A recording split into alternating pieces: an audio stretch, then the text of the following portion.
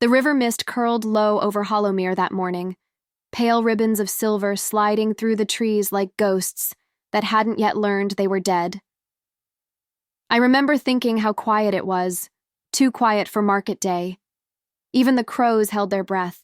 The village had a way of silencing itself when I walked by, as though my very presence might sour their luck. Barren witch, they used to whisper. They didn't need to anymore. The silence said it for them. I kept my chin high, basket clutched to my chest, the scent of crushed lavender and iron root seeping through the wicker. Healing herbs, always healing, even when the villagers refused to let me near their sick. It had become a habit I couldn't break, the act of gathering, of preparing, of mending what was broken. A child darted from between two cottages, his face half hidden by a thatch of dark curls. For a moment, our eyes met. He froze. His mother's hand shot out, dragging him back behind her skirts. "Inside," she hissed, not even trying to lower her voice. I turned away, pretending the sting didn't reach me. It always did, every day since the stillbirth. The curse. That's what they called it. Once I was their moon-blessed healer, the girl who could still a fever with a prayer and call down the tide with a whisper. But when the Alpha's cousin's wife died on my birthing table, the village found a new name for me. Cursed, barren, dangerous. And in a way they were right. Something had broken in me that night. The moon stopped answering my prayers. The light that once shimmered in my veins had gone quiet, like a song half forgotten. The sound of footsteps pulled me from my thoughts. "You're up early again." Leora's voice, warm, teasing, cut through the morning chill. She emerged from the mist with her cloak drawn tight around her shoulders, a basket slung over one arm. Her curls were wild as ever, catching the weak sunlight that filtered through the trees. "I could say the same for you," I said, forcing a smile. She gave me that knowing look only she could manage. "You weren't going to come to market again, were you?" "They don't want my herbs," I said quietly. "Or my company." She sighed and stepped closer. "You know what they say behind your back doesn't mean the goddess has forsaken you." "I don't think the goddess listens anymore." I plucked a sprig of mint from my basket and rolled it between my fingers, the scent sharp and green. "Or if she does, she's laughing." Leora reached out, brushing a lock of hair from my face. The moon doesn't laugh at her own daughter, Seri. Her faith in me was unshakable, even when mine had crumbled. It was the only thing that kept me tethered to this place, to this fragile life between shadow and exile. We walked together toward the edge of the woods, where the path opened into the main square. The market was already stirring, stalls creaking open, the smell of bread and smoke drifting through the air. Heads turned when we entered. Conversations paused mid-sentence. I felt the familiar prickle of eyes on me, the weight of whispered words. "Maybe we should go back," I murmured. "Let them stare," Leora said. "You have every right to stand in the sun." Before I could respond, the sound of hooves thundered in the distance, dozens of them, cutting through the morning quiet. The villagers turned as one, their murmurs rising into a nervous hum. Leora's hand tightened around mine. "Seri, do you hear that?" The mist parted then, revealing the royal banners of Lunaris, the crescent moon emblazoned in silver and black. A dozen riders approached, their armor gleaming, their formation precise. At their head rode a man in a crimson cloak, his bearing unmistakably noble. The Alpha King's sigil glinted on his breastplate. My breath caught. Royal envoys never came to Hollowmere, not for years, not for me. Leora whispered, "They're here for someone." A chill ran through me as the lead rider's gaze swept the crowd and stopped on me. The world seemed to narrow as the riders entered Hollowmere's square, hooves striking the cobblestones like thunder. The villagers scattered to the edges, bowing low or pretending to busy themselves with meaningless tasks. Dust rose in swirling clouds, clinging to the morning mist. The man in the crimson cloak dismounted first. His presence was a weapon, controlled, deliberate, the kind of authority that could silence a room without a word. Commander Thorn. I knew his name even before he spoke it. Tales of the Alpha King's captain had reached even our forgotten corner of the realm. His gaze found me easily, cutting through the distance like a blade. Seraphine Vale? I felt Leora's hand tighten around mine, but I forced my voice steady. Yes. He removed his gauntlet, tucking it beneath his arm as he stepped closer. By decree of His Majesty, Alpha King Kaelen Dravyn of Lunaris, you are hereby summoned to the capital. The words struck harder than I expected. Summoned. No explanation, no warning. Leora stepped between us. Summoned for what reason? She has done nothing wrong. Commander Thorne's expression didn't change. The summons carries the seal of the Moon Court. No one is accused of wrongdoing. He paused, his tone softening just slightly. It is a matter of prophecy. Prophecy. The word tasted like frost on my tongue. The Moon Oracle has named you, he continued, his eyes never leaving mine. You are to attend the Alpha King's moon trial. The crowd murmured, their fear shifting into something sharper, curiosity laced with superstition. I heard the words ripple through them like a sickness. The cursed healer? Chosen by prophecy. I wanted to laugh, to tell them the King's oracle must have made a mistake. But the crescent seal on the parchment Thorne held said otherwise. Silver wax stamped deep, the mark of the royal line itself. Leora's voice trembled. She doesn't belong to them. Thorne turned his gaze on her, polite but firm. No one belongs to the king, miss. But when the moon calls, one does not refuse. I took the parchment from his hand. My name glinted faintly in the light. Seraphine Vale of Hollowmere, called to the court of Lunaris by decree of the Alpha King. Below it, a line written in the looping script of the oracle herself. The moon's silence hides her song. She alone may awaken the night. My throat went dry. The moon oracle hadn't spoken a prophecy in years.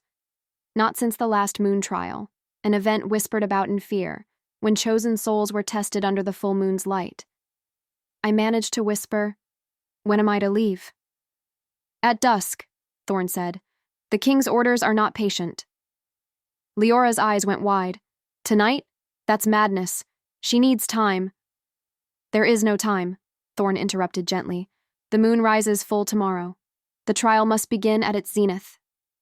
He bowed slightly to me, the gesture respectful, almost regretful. "Pack what you need, Lady Vale.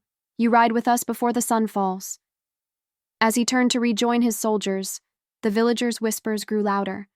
I could feel their gazes burning into my back, some fearful, some envious, others quietly delighted to see the cursed healer finally taken away. Leora caught my arm as the riders began to move off. "Ciri, you can't go with them. You know what happens to those chosen for the moon trial.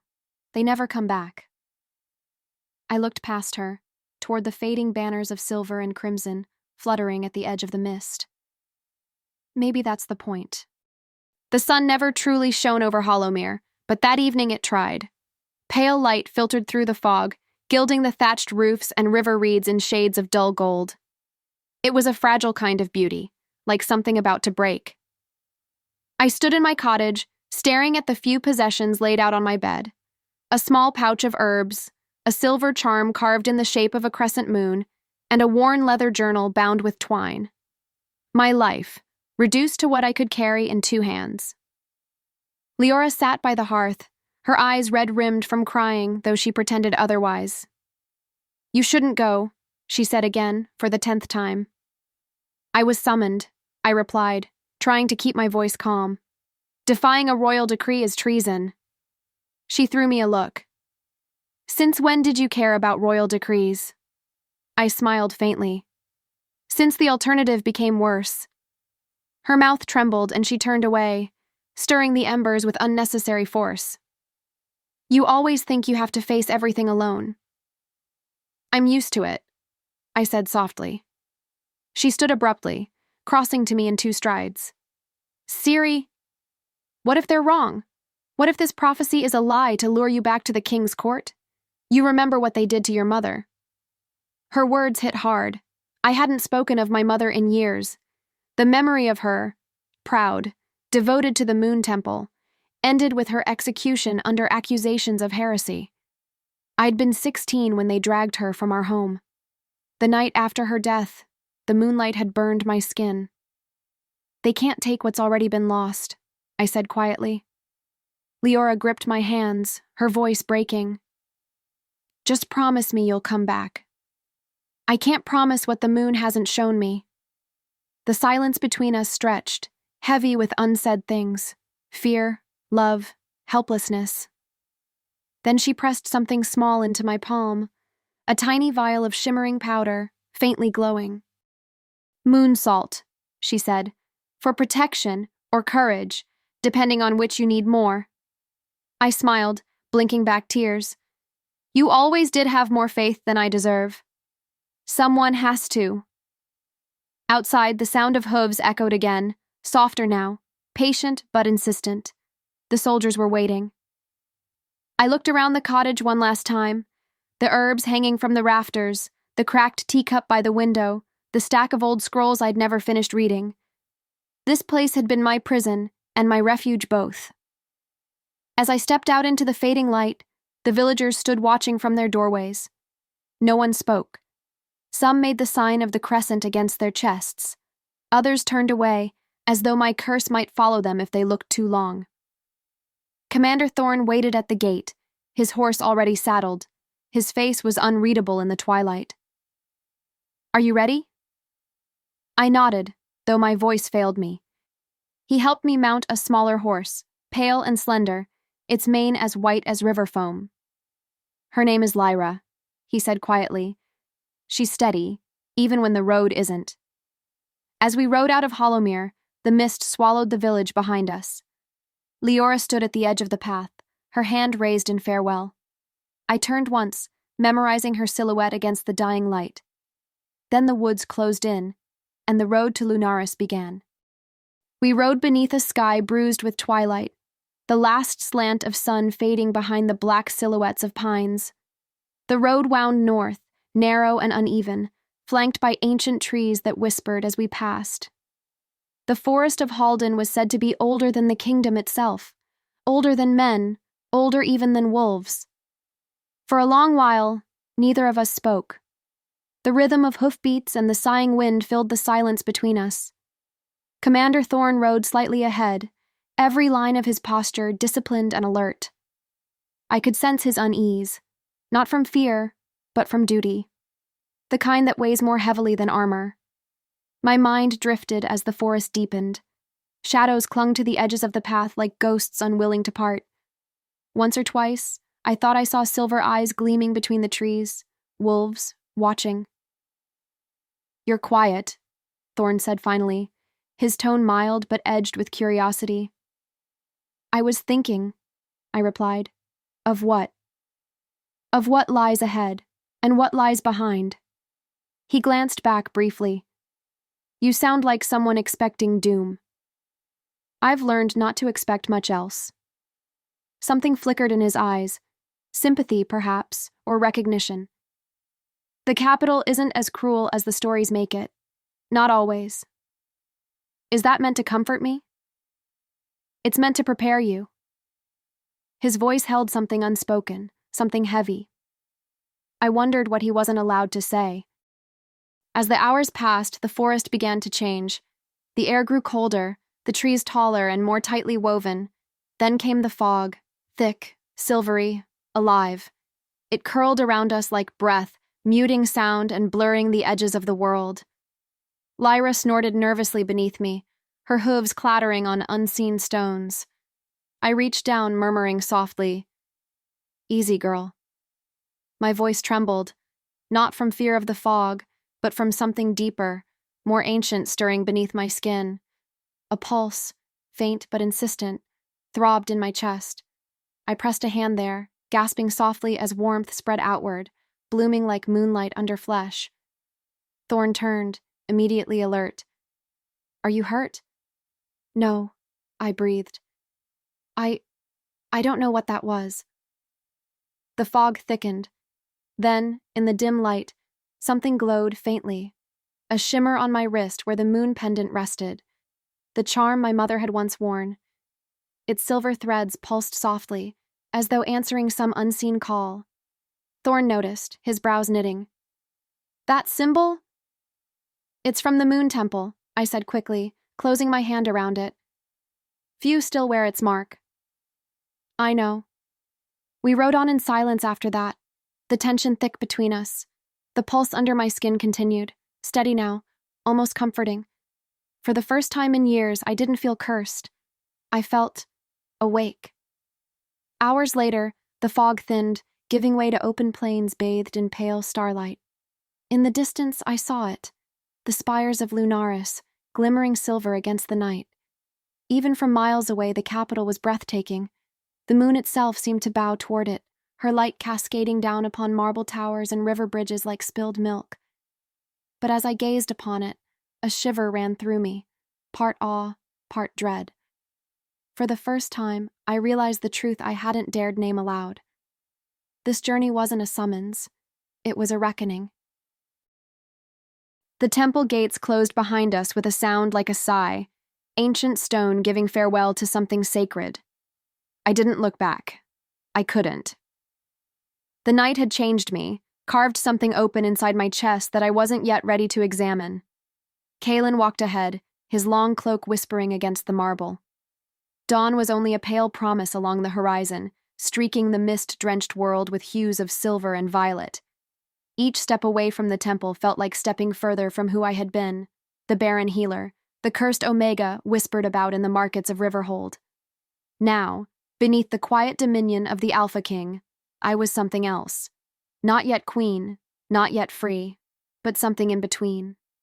A creature forged in moonlight and uncertainty. We rode in silence for hours, our horses' hooves muffled by the dew-laden earth. Around us stretched the silverwood, where trees grew tall enough to brush the fading stars, their leaves shimmering faintly as if dusted with frost. Somewhere in that distance, a nightbird sang, 3 notes, low and mournful, like a prayer for the sun. Kaelen's voice broke the stillness. "You're quiet." I looked up, startled by how human he sounded. Not the king who commanded armies, but a man uncertain how to bridge the silence between us. "I'm thinking," I said, "about what comes next. Freedom, if you wish it." His gaze remained fixed ahead. "Or something far greater, if you choose to stay." The words rippled through me like a spell I wasn't ready to hear aloud. Freedom had always been my armor, a fragile, precious thing I clung to with trembling hands. Yet the memory of his touch, the way my name had sounded in his voice, made the idea of leaving taste strangely like loss.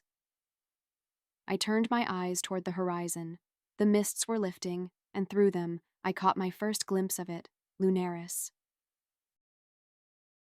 The city rose from the valley like a vision from an old song. Towers of pale stone and glass, domes shimmering with captured moonlight, bridges arching gracefully between them like strands of silver silk.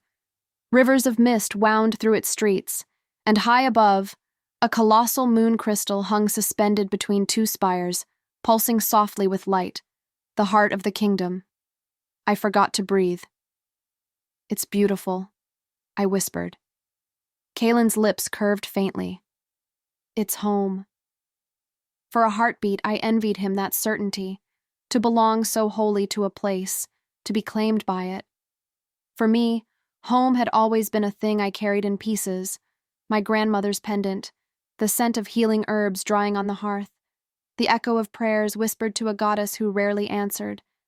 As we descended toward the outer gates, I could feel the city stirring, the low hum of magic woven into its foundations, the murmur of sentries as they saluted their king.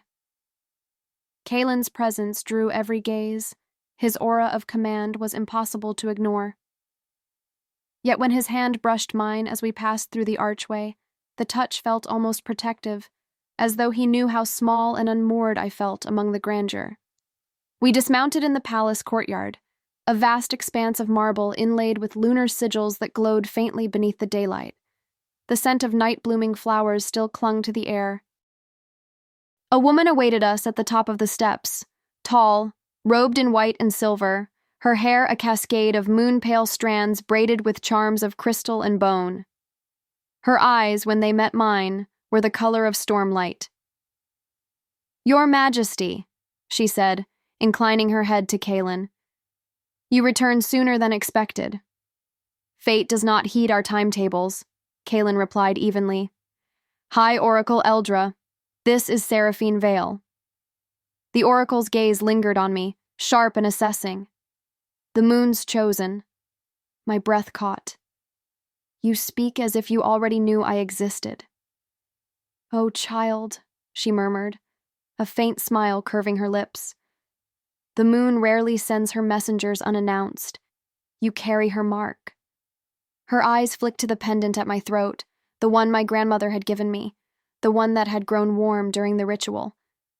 Kaelen frowned slightly. "You've seen something?" Eldra's smile faded.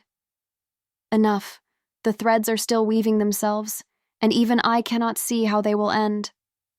Something cold and thrilling passed through me, a feeling of being seen and yet utterly unreadable. The oracle gestured toward the grand doors. "Come. The court waits to hear of your return, and the council hungers for certainty in these uncertain times." Kaelen's jaw tightened. "They'll have to wait. Seraphine needs rest." "She needs answers more," Eldra countered softly. "The moon's light fades quickly if hidden too long." Their exchange held an undercurrent I didn't yet understand, a tension older than the moment. Before I could speak, Kaelen turned to me, his tone gentler. "You will have quarters prepared near the royal wing. No one will disturb you without my word." I nodded, unsure whether to thank him or remind him that I was not his prisoner. The words caught in my throat before they could take shape. As he strode up the marble steps, his cloak flaring like a shadowed wing, Eldra fell into step beside me. "He fears what he cannot control," she said softly. "And you, Seraphine Vale, are not a thing that can be controlled." "Then he fears me?" "No." Her eyes glinted with something unreadable. "He fears what loving you might make him become." Her words followed me long after we parted. That evening, I stood on the balcony of my new chamber, overlooking Lunaris. The city shimmered under the rising moon, streets like rivers of silver, towers gleaming as though carved from starlight. Yet beneath the beauty, I felt the pulse of something darker, secrets coiled like serpents beneath marble floors. A soft knock drew my attention. When I turned, Kaelen stood in the doorway. No crown, no armor, only a simple black tunic that made the gold of his eyes seem molten. "You should rest," he said. I tried. I gestured to the city. "It's hard to sleep when the air itself feels alive." He came to stand beside me, the scent of cedar and steel lingering in the air between us. "Lunaris never sleeps. The moon feeds it, and sometimes it feeds too deeply." I looked up at him. "Is that what happened to you?" His expression shifted, a crack in the carefully built facade. "Perhaps." Silence stretched, filled only by the whisper of the wind. Then, almost hesitantly, he said, "There's something you should see." He led me through a side passage lit by flickering lanterns until we reached a narrow door inlaid with silver. Beyond it lay a spiral staircase that wound upward into darkness. I followed, heart pounding, until we emerged into a chamber unlike any I'd seen. The walls were carved with constellations that glowed faintly in the dark. At the center stood a crystal basin filled with shimmering liquid light. The air was thick with power, ancient, watchful. Kaelen stopped before it. "This is the heart of sight, a relic from the first Alpha Queen. It shows truth only to those the moon has marked." I stared into the glowing surface. My reflection shimmered, fractured, then shifted, showing not just me, but Kaelen beside me. Our hands intertwined. Behind us, a throne room bathed in moonfire. And then, darkness. A shadow swallowing the light whole. I gasped, jerking back. What does it mean? Kaelen's expression was unreadable. That our fates are bound, for better or worse. I turned to him, the echo of that vision still burning in my chest. You think we're fated? I don't think, he said quietly. I know. His hand lifted, brushing a strand of hair from my face. The touch was gentle, reverent almost, and yet it carried the weight of everything unspoken between us. I won't cage you, Seraphine, he murmured. But the moon has already chosen. You and I, we are its balance, its bond. His words trembled in the air like a vow, and though I should have feared them, part of me, the part that had always listened for whispers from the unseen, found a strange comfort there. Because when his gaze met mine, I felt it again, that pull, deep and magnetic, like gravity itself had taken sides. And somewhere far above, the moon burned brighter, as if it too was listening. Dawn crept softly over Lunaris, spilling silver light across the palace's sleeping corridors. The air smelled faintly of night-blooming jasmine and distant rain, and for a moment I could almost believe the world was kind. I hadn't slept. The sheets around me still held the echo of the Alpha King's presence. His voice, low and even, still threaded through my mind like smoke. Every time I closed my eyes, I saw the look in his, the flicker of something unguarded that he had not meant me to see. I rose quietly, crossing to the tall arched window. The city of silver moons lay beyond, its rooftops gleaming like frost.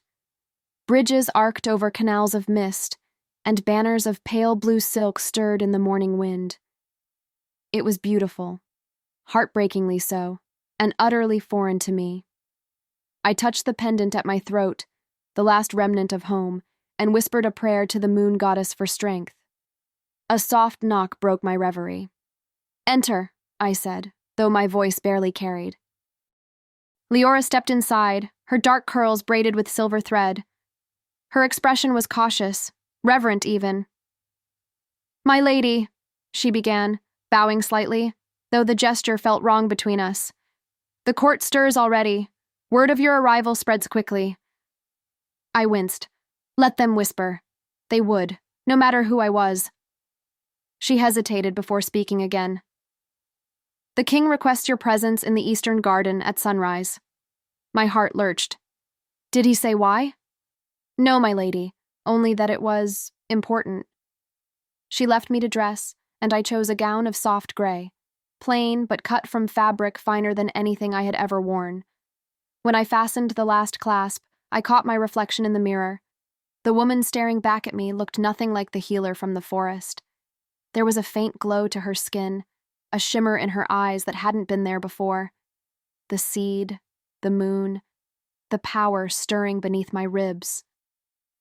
I pressed a hand to my stomach until the feeling dulled and stepped into the hallway. The eastern garden was a sanctuary carved from moonstone and ivy. Silver lilies opened to the dawn, and the air shimmered faintly, alive with ancient magic. Kaelen stood by the reflecting pool, dressed not in armor but in a simple black tunic that made him look less like a king and more like a man burdened by too many ghosts. "You came," he said without turning. I was summoned. A small smile curved his lips. Always so precise. I joined him at the water's edge. "You wanted to see me. I wanted to know if you slept. That's hardly royal business."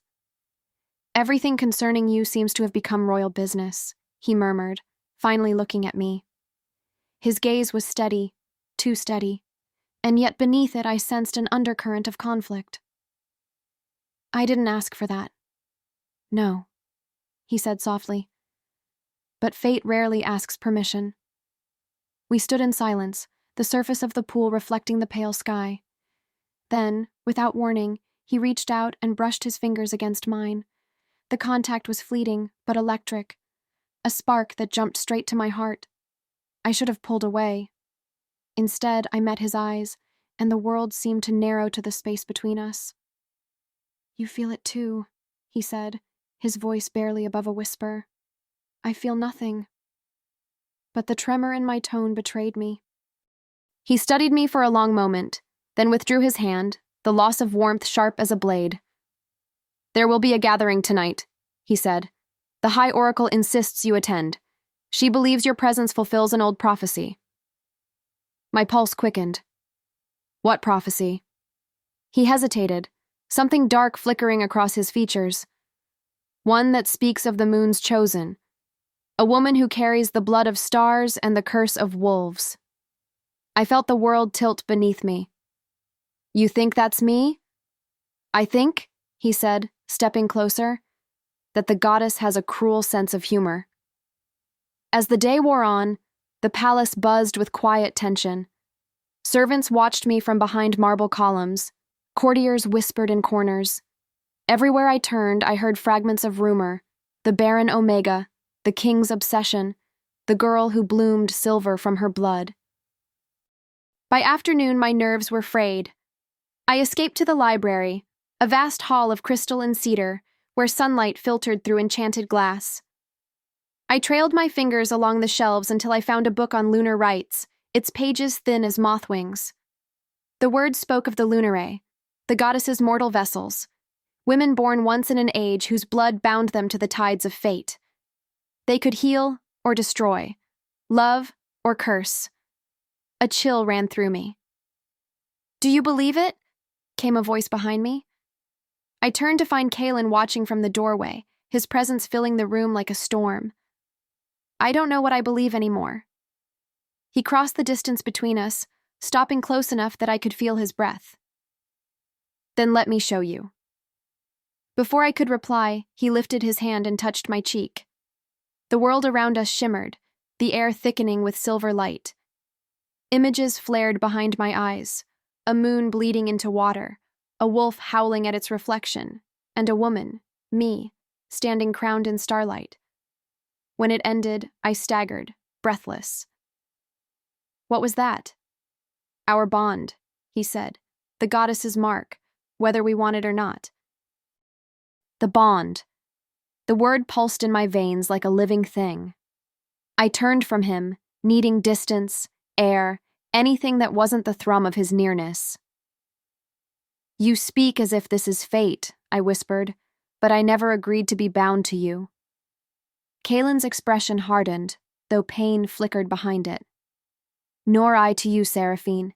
Yet here we stand, chosen, cursed, whichever the goddess prefers. I could have screamed at him for that calm, resigned tone. Instead, I only said, You speak as if I were something less than human. He studied me, eyes the color of stormlight. Not less, he murmured. Simply, not only. I left before I could hear more. Evening descended in slow, molten layers of gold and violet.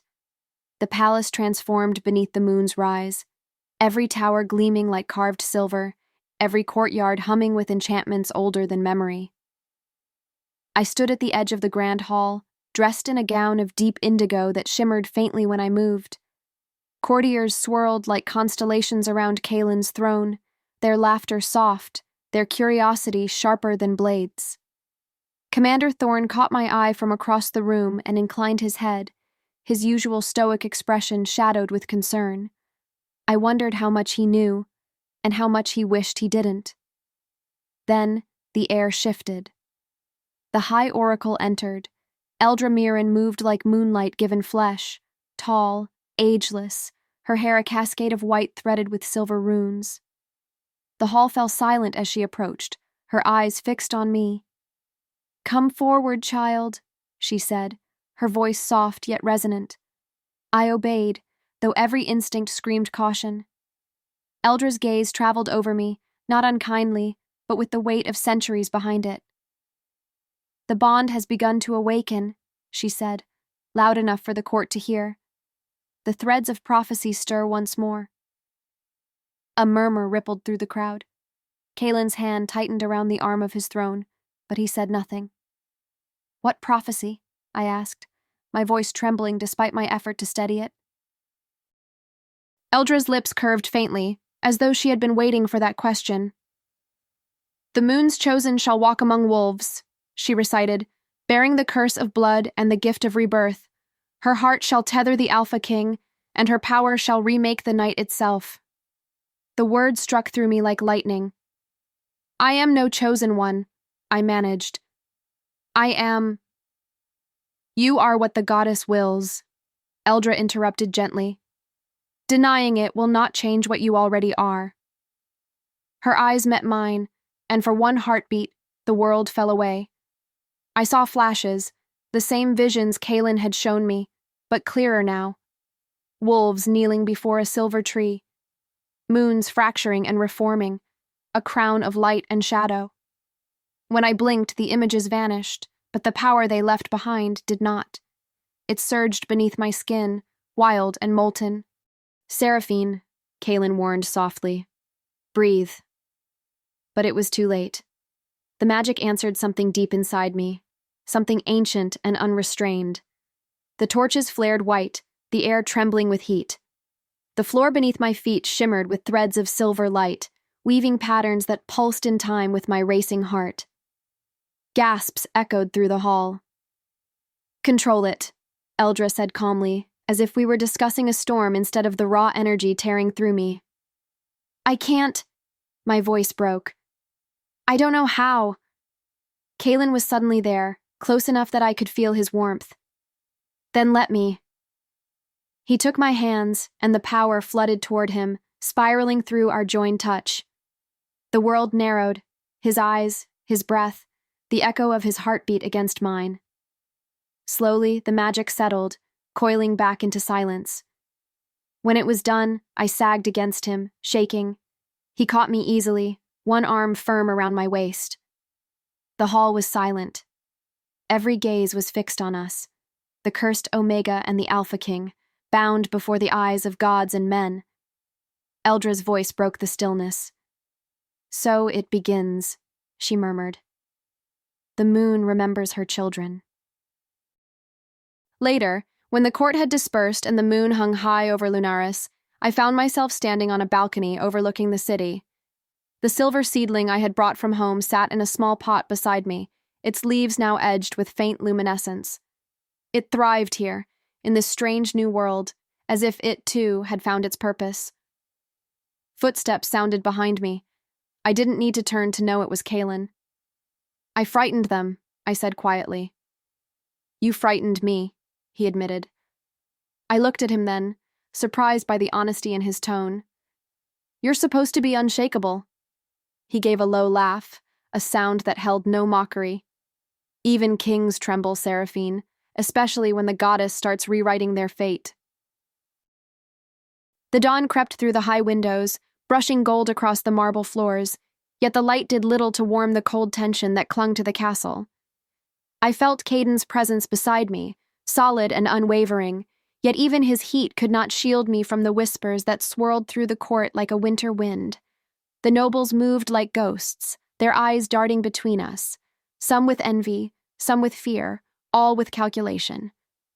The city outside the walls seemed calm, the towers of Lunaris gleaming silver beneath the early sun, but here, inside, every glance was a dagger, every murmur a challenge. Caden's hand brushed mine, a subtle tether that grounded me.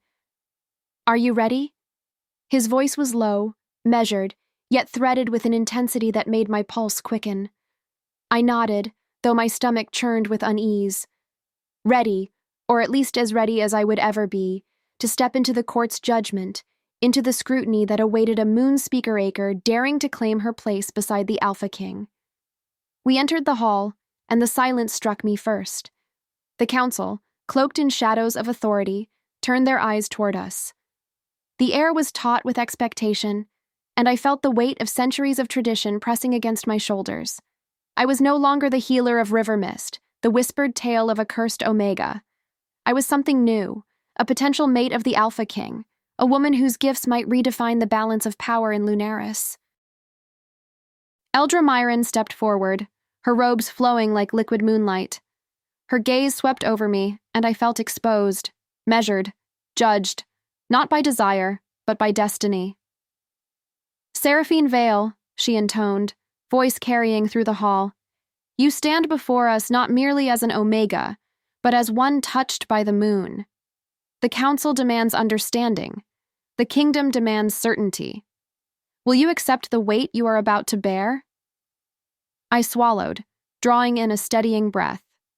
My grandmother's pendant lay warm against my chest, a reminder that courage was not the absence of fear, but the choice to step forward despite it. "I will," I said, my voice stronger than I felt, "if it means guiding this kingdom with honesty, with sight, with truth." A murmur rippled through the court, some in awe, some in disbelief. Kaeden's hand found mine again, fingers tightening in silent promise. I drew strength from him, from the connection we had forged in ways beyond flesh, beyond desire, an unspoken pact of respect and partnership. Then, from the shadows, a figure stepped forward. Commander Thorn, ever vigilant, his eyes sharp as steel, yet shaded with something like concern. "Your Majesty," he addressed Kaeden first, then shifted his gaze to me. "There are whispers already. There are those who will see this union as a threat. I suggest caution." I felt a prickle of defiance rise within me. "Let them whisper," I murmured, more to myself than to him. "If fear dictates their power, then their weakness will show. I will not bow to shadows." Kaeden's gaze met mine, and in it I saw not just admiration, but a fire that mirrored my own. "Together," he murmured, "we will face what comes. You will not stand alone, Ara." And for the first time, as the council waited, as the court's eyes lingered on us, I believed it. Two halves of a whole, bound not by tradition or fear, but by choice. And perhaps, for the first time, I felt the truth of my own power, not just in sight, but in the courage to wield it. The council remained silent a moment longer, weighing my words, measuring the defiance and the promise entwined in them. I could feel the pulse of power in the room, subtle but insistent, as though the stones themselves whispered judgments. And then a ripple of discontent rose, hushed but deliberate. One of the elder nobles, a man whose silver hair gleamed like moonlight caught in ice, stepped forward. "Your Majesty, with all respect," he began, voice smooth yet edged with steel. "This union, this alliance, may disrupt the order of Lunaris, and Omega, no matter her talents, has never held sway in such a manner. Tradition cannot bend for one night of passion." I squared my shoulders, refusing the tremor that threatened to betray me. And yet, traditions are broken, old ways fail, and power grows stagnant when fear governs every action. I do not seek to overturn the kingdom, only to guide it alongside Kaeden, as his equal, as his mate.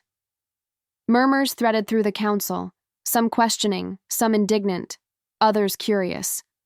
I felt Kaeden's hand press mine, steadying me. His eyes met mine, dark and unwavering, and I drew strength from that gaze. Together, we were more than rumors and whispers. Together, we were possibility. A younger noble, brash and impatient, spat disdainfully. "This is unprecedented. You place a healer, a wanderer from river mist, above centuries of law and custom? Do you not see the danger?" I took a deliberate step forward, meeting his gaze without flinching. "I see only the danger in clinging to fear. I see stagnation in obedience without thought. And I see the potential for greatness when two willing souls combine their strengths, when the gifts of the moon are honored rather than feared." The room fell into an uneasy silence. Even Eldra Myron seemed to lean forward, interest flickering in her expression. I could feel the energy shift, subtle but undeniable. Power, true power, was not always a sword or a crown. It was conviction, vision, and courage. And in this room of shadows and whispers, I was discovering that mine was growing. Kaeden stepped beside me, his presence a shield and a declaration. "The kingdom faces threats both seen and unseen," he said, voice rich with authority. "I will not allow fear of change to dictate the safety of my people. Ara possesses gifts the moon has chosen, gifts that will serve Lunaris, and those who oppose this will see their own weakness reflected in the strength we bring together." Even the elders hesitated at his words. The Alpha King had spoken not only with command, but with vision. And vision, when coupled with power, could silence dissent in ways fear never could. I felt my grandmother's pendant warm against my chest, a gentle reminder that courage was inherited, nurtured, and awakened at the moment it was needed most. I drew a breath, allowing it to steady my heartbeat. "I will not seek to dominate," I said, voice carrying, steady and unwavering. "I will not take what is not freely offered, but I will stand, not as a shadow or a servant, but as one who will fight alongside Kaelen for Lunaris, for its people, and for its future." For the first time in the morning, a flicker of acknowledgement passed through the council. Some faces softened, wary but willing to consider, while others remained rigid, their pride challenged. I understood. It would not be simple. Nothing of value ever was. But I had chosen, and I would not retreat. Kaden's hand brushed my cheek, the gesture intimate, grounding, affirming. "You are remarkable, Ara," he murmured, "not for bending to me, not for submitting, but for standing, for daring to hold your own when the world expects surrender. You have always been extraordinary." I felt warmth rise to my cheeks, not from vanity, but from the recognition I had craved my whole life. To be seen, to be acknowledged, and perhaps most dangerous of all, to be trusted. The morning stretched on, each whispered murmur, each lingering glance, each subtle test of power a step into the intricate dance of politics and allegiance. And as I stood there, hand in Kaden's, heart steady, I realized the truth I had begun to understand on the spiral staircase, by the crystal orb, and in the quiet of his arms. I was no longer alone. The city of Lunaris awaited beyond the gates, bright and sprawling beneath the silver moons. And though danger, intrigue, and doubt lurked in every shadow, I would face it all, not as a healer branded cursed, not as a whisper of the past, but as Seraphine Vale, Moon Speaker Acre, partner to the Alpha King, and a force in her own right. For the first time, I believed the future could be mine, not stolen, not given, but claimed. Not through submission, but through courage. Not through fear, but through love. And I would meet it head-on, with Kaden at my side and the power of the moon in my hands.